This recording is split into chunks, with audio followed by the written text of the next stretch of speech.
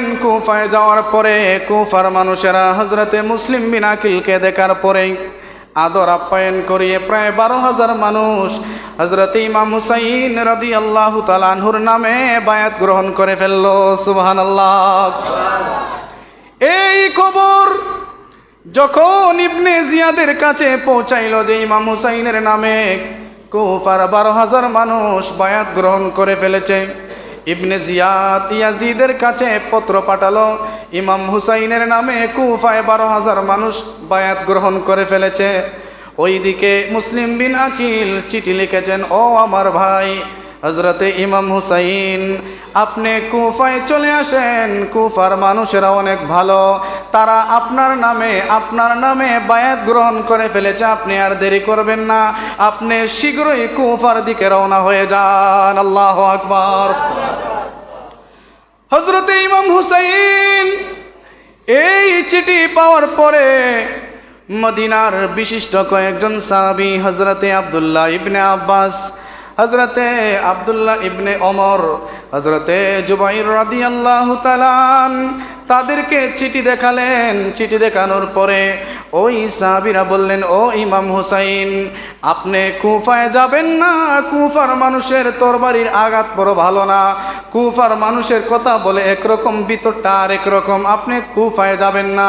হযরতে ইমাম হুসাইন বলছেন, ও আমার নবীর সাহাবায়ে কেরাম, হযরতে মুসলিম বিন আকিল চিঠির মধ্যে লিখেছেন আমার নামে প্রায় 12,000 মানুষ বায়াত গ্রহণ করে ফেলেছে, আমি আর দেরি করব না, আমি কিছুদিনের মধ্যেই কুফার দিকে রওনা হয়ে যাব। সুবহানাল্লাহ। হযরতে ইমাম হুসাইন কয়েকদিনের মধ্যে আমার নবীর রওজা আথার জিয়ারত করে, আমার নবীর রওজা আথার জিয়ারত করে উনি 72 জন কাফেলা নিয়ে কুফার দিকে রওনা হয়ে গেলেন। আস্তে আস্তে কুফা প্রান্ত চলে গেলেন। কিছুক্ষণের মধ্যে চিঠি আসলো, ও ইমাম হুসাইন, আপনার চাচাতো ভাই হযরতে মুসলিম বিন আকিলকে কুফার মধ্যে ইবনে জিয়াদেরা হত্যা করে ফেলেছে। নাউজুবিল্লাহ। মধ্যে হযরতে মুসলিম বিন আকিলের একেবারে ঘনিষ্ঠ ভাতিজা এরা ছিল। তারা বলল, ও ইমাম হুসাইন, আমরা যেহেতু বের হয়ে গেছি, তাহলে আর আমরা রওনা যেহেতু দিয়ে নিয়েছি, আমরা কুফায় চলে যাই। তারা কি জন্যে আমাদের চাচাকে মারলো, আমরা এর প্রতিবাদ করব, আমরা এর বিচার নিব। ইমাম হুসাইন রাদিয়াল্লাহু তাআলা, জি আচ্ছা হযরতে ইমাম হুসাইন রাদিয়াল্লাহু তাআলা চিঠি পাওয়ার পরেও ভয় পেলেন না, বললেন, আল্লাহর যেহেতু হুকুম হয়েছে, আমি মদিনা থেকে রওনা নিয়েছি, আর কোথাও থামবো না, আমি কুফার দিকে অগ্রসর হয়ে যাব। আস্তে আস্তে আস্তে আস্তে হুসাইনি কাফেলা কুফার প্রান্তরে চলে যাচ্ছে। কুফার প্রান্তরে কারবালার ফুরাত নদীর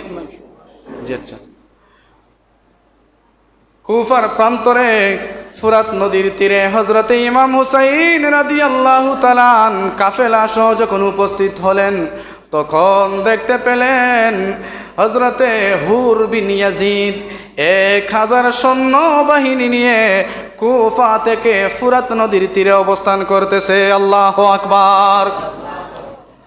হযরতে ইমাম হুসাইন রাদিয়াল্লাহু তাআলা যখন এই দৃশ্য দেখলেন, উনি মনে করেছেন হয়তো কুফার মানুষেরা আমার কাছে হয়তো পাঠিয়েছে। আস্তে আস্তে আস্তে আস্তে ইমাম হুসাইন ওই হুর বিন ইয়াজিদের সামনাসামনি হলেন।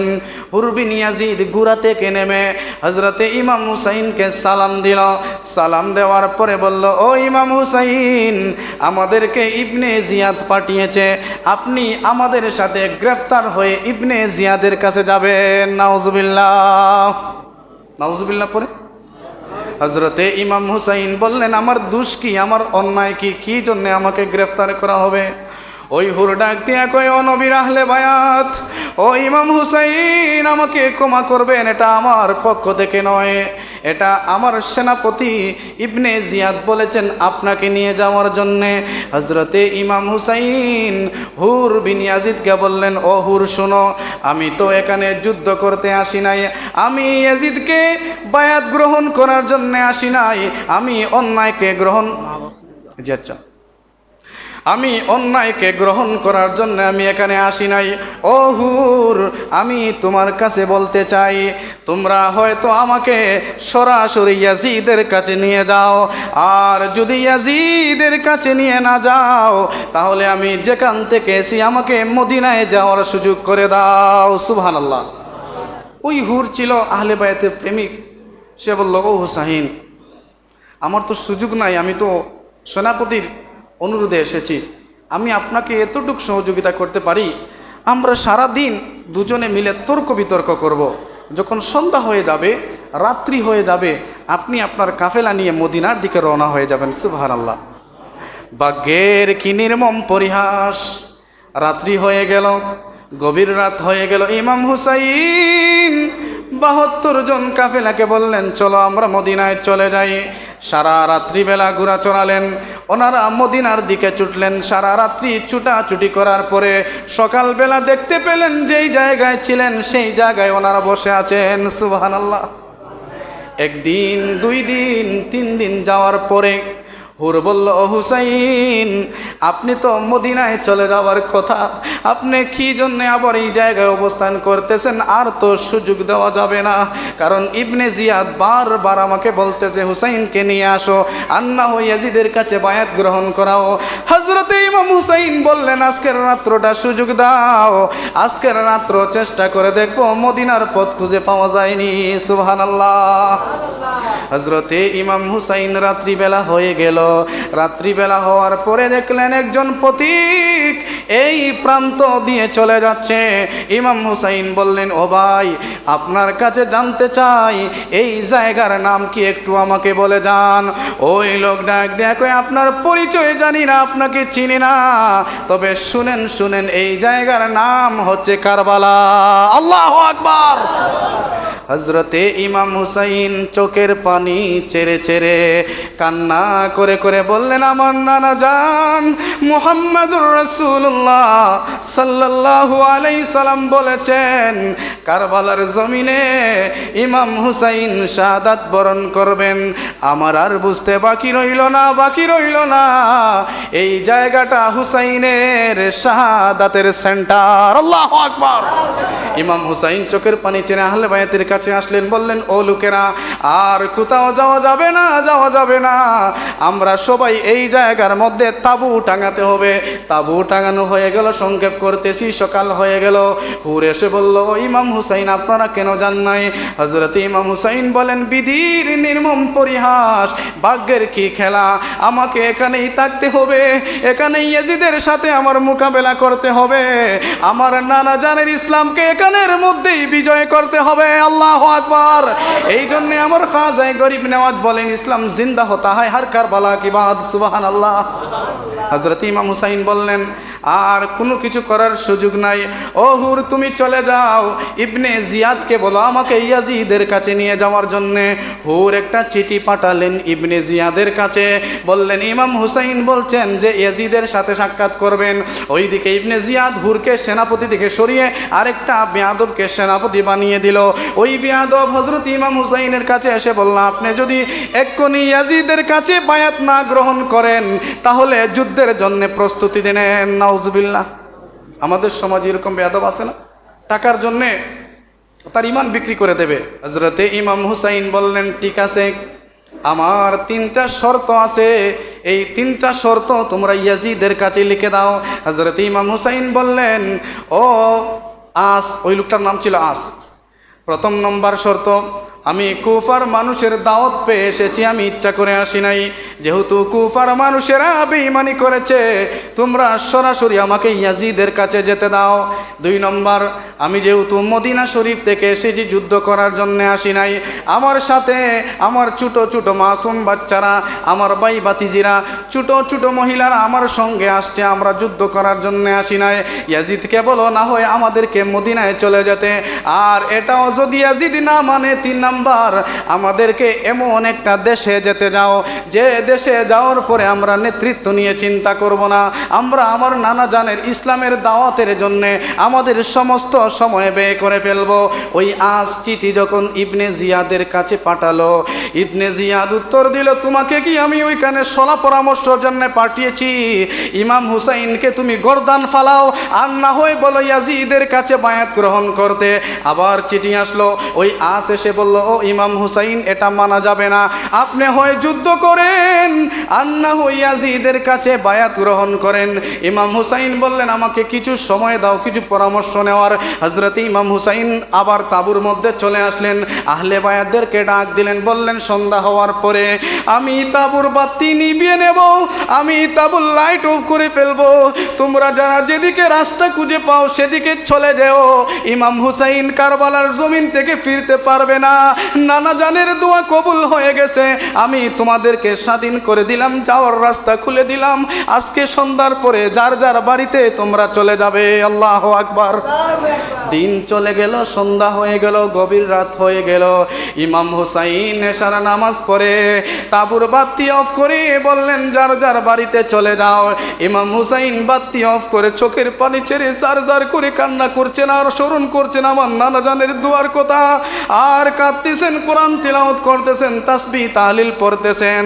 প্রায় ঘন্টা দুয়েক পরে ইমাম হুসাইন আবার বাতিটা যখন অন করলেন, অন করে দেখলেন 72 জনের কাফেলার মধ্যে একজন মানুষ বাড়ির দিকে রওনা হয় না। সুবহানাল্লাহ। আজকে এই আহলে বায়াতের প্রেমিকের বড় অভাব, আজকে ইয়াজিদ প্রেমিকদের অভাব নাই, আজকে মুনাফিকের অভাব নাই, আজকে খারিজি শিয়াপন্থীর অভাব নাই, আজকে বাংলার জমিনে ইয়াজিদের পক্ষের লোক পাওয়া যায়, ঠিক কিনা বলেন? আমার যুবক ভাইয়েরা, ইমাম হুসাইন বললেন, আপনাদেরকে সুযোগ দেওয়া হলো, আপনারা কি জন্যে গেলেন না? ওই 72 জনদের মধ্যে সবাই জবাব দিল, আমরা কাপুরুষ না, আমরা আহলে বায়াতের লোক, নবীর নাতিকে কারবালার জমিনে অসহায়ের মতো ফেলে দিয়ে আমরা মদিনায় যেতে পারবো না, আর যদিও বা মদিনায় চলে যাই, মদিনায় যাওয়ার পরে মদিনার লোকেরা আমাদেরকে আস্ত রাখবে না, বলবে আমার হুসাইন কই, আমার হুসাইন কই, হুসাইনের মেয়ে তো মদিনায়, হুসাইনের চাচাতো ভাই তো মদিনায়, আব্দুল্লাহ ইবনে আব্বাস মদিনায়, বলবে আমার হুসাইন কই, আমরা যেতে পারবো না, হয় কারবালার জমিনে নবীর দ্বীনের জন্য শহীদ হব, নয়তো নবীর জিনকে জিন্দা করব। আল্লাহু আকবার। আরো জোরে বলেন আল্লাহু আকবার। ইমাম হুসাইন রাদিয়াল্লাহু তাআলা তাঁবু থেকে বের হয়ে বললেন, আমরা ইয়াজিদের কাছে বায়াত গ্রহণ করব না, আমরা ইসলামের জন্য জীবন দিতে রাজি আছি। ওই দিক থেকে একটা বেয়াদব একটা তীর আমার নবীর আহলে বায়াতের তাঁবুর দিকে মেরে ফেললো। একটা তীর যখন তাঁবুর দিকে মারার পরে নবীর আহলে বায়াতের মধ্যে একজন ব্যক্তি, নবীর আহলে বায়াতের একজন যুবক, তার শরীরের রক্ত গরম হয়ে গেল, বলল, আমার তাঁবুর দিকে কে তীর মেরেছে তার প্রাণ রাখবো না। ওই নবীর আহলে বায়াতের যুবক তরবারি হাতে নিয়া ইমাম হুসাইনকে বলল, বিদায় দেন, বিদায় দেন, ওই বেয়াদবের গর্দান ফেলে তারপরে ফিরব। সুবহানাল্লাহ। আমি সংক্ষেপ করে ফেলছি, আস্তে আস্তে যুদ্ধ শুরু হয়ে গেল। ইমাম হুসাইন রাদিয়াল্লাহু তাআলা আনহুর সঙ্গে যত পুরুষ যুবক ছিল সবাই যুদ্ধ করতে গিয়ে ওই যে তাদের 22,000-এর মধ্যে প্রায় হাজারো মুনাফিকদেরকে কতল করে ফেললে সবাই ফিরে আসতেছে পানির জন্যে, ওই সবার গলা শুকিয়ে গেছে। এখন ইমাম হুসাইন দেখছেন যে 2000 সৈন্যবাহিনী দিয়ে ফুরাত নদীর পানি ওই ইয়াজিদ বাহিনীরা বন্ধ করে রেখেছে। ইমাম হুসাইন চোখের পানি ছেড়ে বলেন, কারবালার জমিনে পশু পাখি, গরু ছাগল মহিষ দুম্বা কুফার জমিনে ফুরাত নদীর পানি পায়, যেই নবীর জন্যে সৃষ্টিকুলের সব সৃষ্টি হয়েছে, যেই নবীর নূর দিয়ে পানি সৃষ্টি হয়েছে, যেই নবীর উসিলায় আল্লাহ সমস্ত সৃষ্টি জগৎ সৃষ্টি করেছেন, আর কারবালার জমিনে আজকে কুফার জমিনে ফুরাত নদীর পানি নবীর আহলে বায়াতের জন্য নাই। সুবহানাল্লাহ। এই কথা বলে নবী যুবকদেরকে বললেন, বাবারা শুনো শুনো, এই মুনাফিকেরা আজকে পানি বন্ধ করে দিয়েছে, শোনো শোনো শোনো, তোমাদের জন্য আল্লাহর হাউজে কাউসারের পানি অপেক্ষা করতেছে। সুবহানাল্লাহ। এই জন্য তো আল্লামা ইকবাল বলেন, মুঝে কো ফাওয়ালো मुसाफिर न समझो, मैं आया नहीं हो, बुलाया गया हो। मैं হুসাইন বলছেন, আমি তোমাদের দাওয়াতে কুফায় এসেছি, আজকে তোমরা দূর থেকে এই তামসা দেখতেছো, তোমাদের মধ্যে কি কেউ নবীর আহলে বায়াতের প্রেমিক নাই? তোমাদের মধ্যে কি নবীর প্রেমিকের মধ্যে কেউ নাই? তোমরা আজকে কি নবী পরিবারকে সহযোগিতা করবে এমন ইমানদার কে এখানে নাই? তখন চতুর্দিকে 22,000 শূন্য কুফার লোকেরা দূর দূরান্ত থেকে দাঁড়িয়ে দেখতেছে।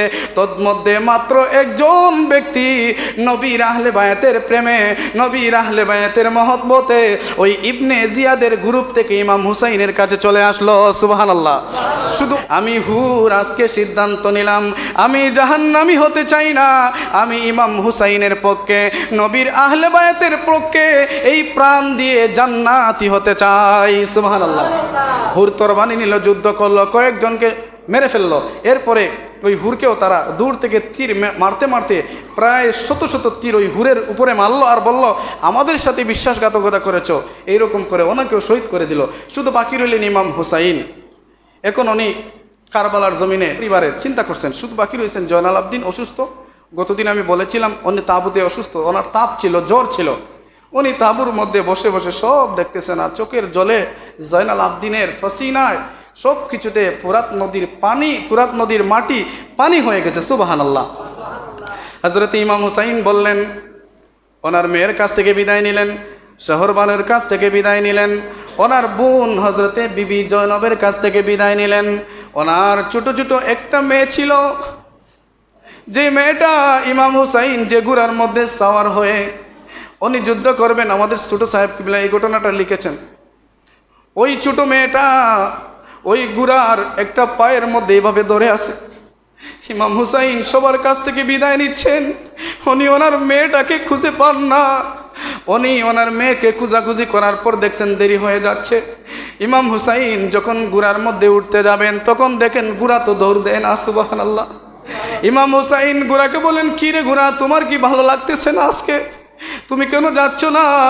গুড়া ঠিকঠাক দাঁড়িয়ে রয়েছে। ইমাম হুসাইন বারবার গুড়াকে সম্বোধন করে বলতেন, যাও যাও, চলে যাও। ওই গুড়াও চোখের পানি ছেড়ে ছেড়ে কান্না করতেছে।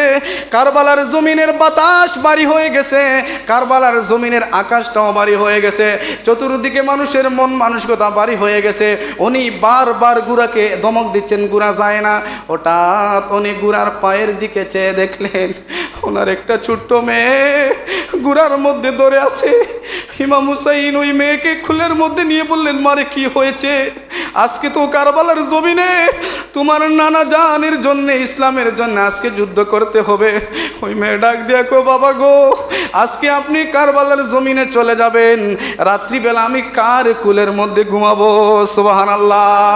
কান্দে যায়নব, কান্দে কুলসুম, কান্দে রে সকিনা, কান্দে যায়নব, কান্দে কুলসুম, কান্দে রে সকিনা।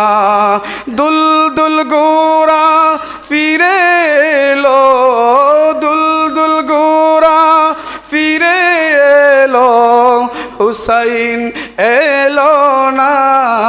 কান্দে যায়নব, কান্দে কুলসুম, কান্দে রে সকিনা। পড়িয়া হুসাইন, আরো জোরে পড়িয়া হুসাইন। আমার বাবারা, এর পরের ঘটনা আগামী জুমায় বলবো, আপনারা আসবেন। ইমাম হুসাইন ছাড়া, আহলে বায়াত ছাড়া আপনি বেহেশতে যেতে পারবেন না। কিয়ামতের ময়দানে কাউসারের পানি পান করাবে, বেহেশতের সরদারগিরি করবে। তাদের বিপক্ষে গিয়ে তাদের কথা শুনলে যদি ভালো লাগে না, তাহলে মনে করেন বেঈমানের বাচ্চা হয়ে গেছেন আপনি। ঠিক কিনা বলেন? শুনেন, একটা সঙ্গীত বলি এই কারবালা নিয়ে। ইয়া হোসেন নবীজির আওলাদ, সালাম জানায় মোরা তোমায়, সালাম জানায়। সবাই পড়েন, সালাম জানায় মোরা তোমায়, সালাম জানায় মোরা। যে গলায় চুমু খেতেন খুদার হাবিব নবীজি মোস্তফা। সুবহানাল্লাহ পড়েন। যে গলায় চুমু খেতেন খুদার হাবিব নবীজি মোস্তফায় কিভাবে সেই গোলাতে ইয়াজিদের দল তলোয়ার চালায় হোসেন নবীজির আওলাদ সালাম জানায় মোরা তোমায় সালাম জানায় সবাই পড়েন সালাম জানায় জানি না কেমন করে ছিলেন নবী সোনার মদিনায় যে সময় শিমরের দল হুসাইনের গলে তলোয়ার চালায় ইয়া হোসেন নবীজির আওলাদ সালাম জানায় মোরা তোমায় সালাম জানায় মোরা তোমায় 6 মাসের দুধের শিশু তীর মারিল পানির বদলায় কিভাবে খোদার আরশ সইবে ইয়াজিদ তোমার বেলায় ইয়া হোসেন নবীজির আওলাদ সালাম জানায় মোরা তোমায় সালাম জানায় মোরা তোমায় যে মাথায় হাত বুলিয়ে ঘুম পাড়াতেন আম্মা ফাতেমা কিভাবে সেই মাতাকে নীল তারা তীরের আগায় ইয়া হোসেন নবীজির আওলাদ সালাম জানায় মোরা তোমায় সালাম জানায় মোরা তোমায় পড়িয়া হুসাইন।